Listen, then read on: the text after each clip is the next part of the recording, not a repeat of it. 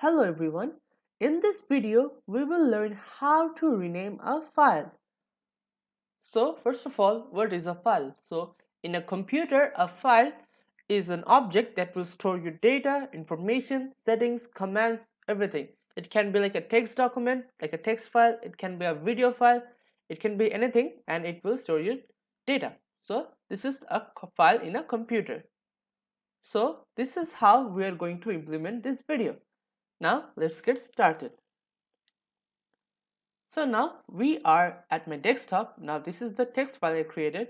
Now if I want to rename it, I will have to right click over this, click on rename, then I will type the, let's say, the renamed and hit enter. Now the name of this file is renamed and it has the same text from before.